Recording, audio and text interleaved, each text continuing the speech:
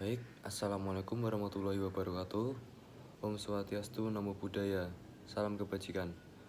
Perkenalkan, nama saya Nanada Mas Rashid, dari Fakultas Teknik, Prodi S1 Teknik Mesin, kelas D, NPM 2240502149. Izinkan saya membacakan resume pemateri saat LKMM. Pemateri pertama oleh Mas Denny Irawan.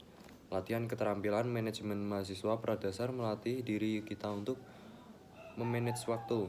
Mahasiswa sebagai pembelajar yang lincah dan tangguh seperti berbicara efektif dan mendengar efektif, yang diharapkan bisa lebih efektif di organisasi saat menjalani kuliah. 1. Berpikir kritis atau critical thinking. Berpikir kritis adalah proses berpikir seseorang dengan kemampuan untuk menganalisa, menyimpulkan, mengevaluasi, dan mencari solusi dari permasalahan. Berpikir kritis ini juga bisa dipakai di perkuliahan saat dosen mengajar atau menerangkan. Salah satu berpikir kritis yaitu bertanya. Tahap-tahap berpikir kritis. 1. Fokus. Bisa mengidentifikasi atau mencerna apa yang sedang dilakukan atau mencari permasalahan. 2. Reason. Mencerna informasi-informasi. 3. Inference. Mengetahui kualitas sumber informasi, jadi bisa mengupas lebih detail informasi yang diterima. 4. Situation. Atau memahami permasalahan. 5. Overview. Atau memeriksa dasar-dasar informasi. Manfaat berpikir kritis. 1. Memperoleh pengetahuan. 2. Merumuskan pertanyaan dengan jelas. 3. Membiasakan berpikir terbuka atau dari sudut pandang orang lain. Selanjutnya, kesalahan berpikir kritis. Merasa paling pintar atau sok jagoan. Jadi kita harus rendah hati. Nomor 2, personal atau sering menyalahkan diri sendiri. 3. Selalu berpikir negatif. Keterampilan berkomunikasi. Komunikasi adalah interaksi dua orang atau lebih. Tipe-tipe berkomunikasi. 1. Komunikasi verbal. 2. Komunikasi fisik. 3. Komunikasi emosional. Cara-cara membangun skill untuk berbicara. 1. Respect atau menghargai lawan bicara. 2. Empathy. Harus tahu situasi dan kondisi saat berbicara. 3. Audible atau dapat didengar. 4. Clarity atau keterbukaan atau transparansi informasi yang valid. 5. Humble atau sikap ramah, rendah hati saat berkomunikasi kepada siapa saja. Pemateri kedua oleh Mas Januar Ramadan, Sarjana Teknik. Kita semua dilahirkan sama.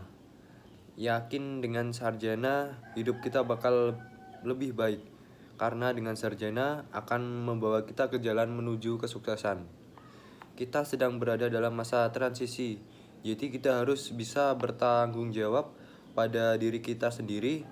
Bagaimana kita bisa mencapai kesuksesan, yaitu dengan mengembangkan diri, berani mencoba dan yakin. Pengembangan diri. Ketahuilah keinginan diri masing-masing. 2. Ketahuilah kelebihan dan kekurangan diri sendiri.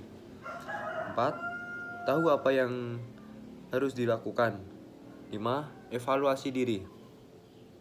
Selanjutnya, konsep evaluasi diri. Jangan preventif, anti kritik, dan berkemauan kuat. Pemateri 3 oleh Mas Fatih Naf'an Ardiansa dengan tema etika berorganisasi.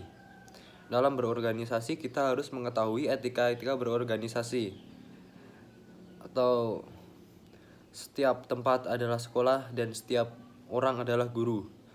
Jadi dimanapun kita berada, kita harus tetap belajar. Dan ketika bertemu orang lain juga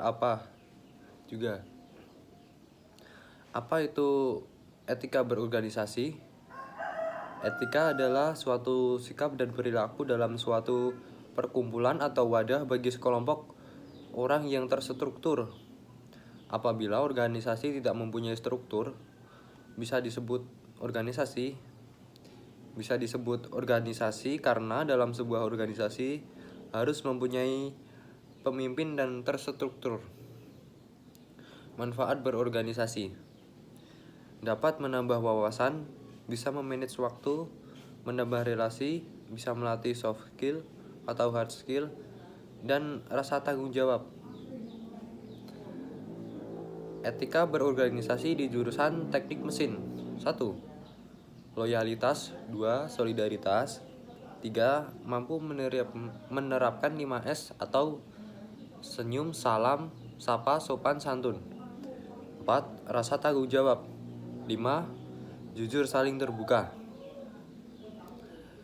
Pemateri keempat oleh Mas Rizky Bagus Permana dengan tema Perumusan Gagasan Awal atau PGA. Perumusan gagasan awal atau biasa disebut PGA yaitu suatu proses awal menentukan ide atau hasil pemikiran seseorang atau kelompok untuk merencanakan sesuatu kegiatan atau program kerja. Tujuan pengembangan gagasan awal yaitu mampu memahami kebutuhan organisasi, mampu merancang kegiatan atau proker yang efektif. 3. Meminimalisir kegagalan atau harus memikirkan plus dan minus saat melakukan kegiatan. Sifat-sifat dan pola pikir dalam PGA. 1. Ambisius atau totalitas. 2. Kreatif, mampu memikirkan suatu hal yang menarik. 3. Inovatif, mampu menemukan dan memberikan terobosan terbaru. Metode perumusan gagasan awal. Analisis lingkungan dan brainstorming. Brainstorming adalah menemukan gagasan dan cara mengumpulkan pendapat secara bersamaan untuk memberikan kritik pemikiran. Batasan PGA adalah realistis, spesifik, dan skala prioritas. 3. Definisi administrasi adalah usaha. Pemateri 5 oleh DPM Fakultas Teknik. Mekanisme dengan tema mekanisme persidangan. Teori persidangan. Sidang adalah pertemuan segenap anggota Dewan Majelis untuk membicarakan suatu hal yang dianggap perlu dan perlu disepakati oleh seluruh anggota peserta sidang. Salah satu penerapan konsep sidang di lingkup keluarga Fakultas Teknik adalah Kongres KMFT.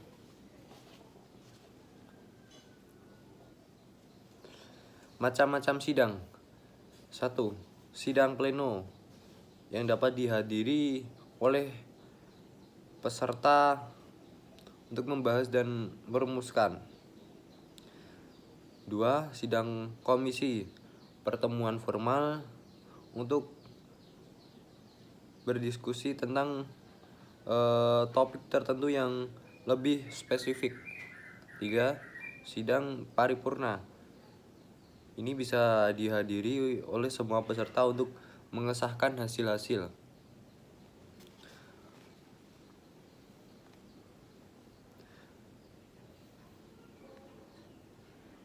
Komponen persidangan. 1. Pimpinan sidang atau bisa disebut presidium.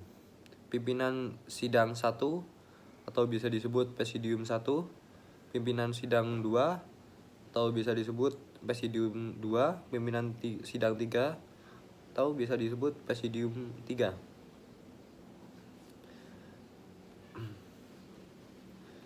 Sidang dilaksanakan minimal 50% plus 1. Dan jika kurang dari 50%, maka persidangan tidak bisa dilaksanakan.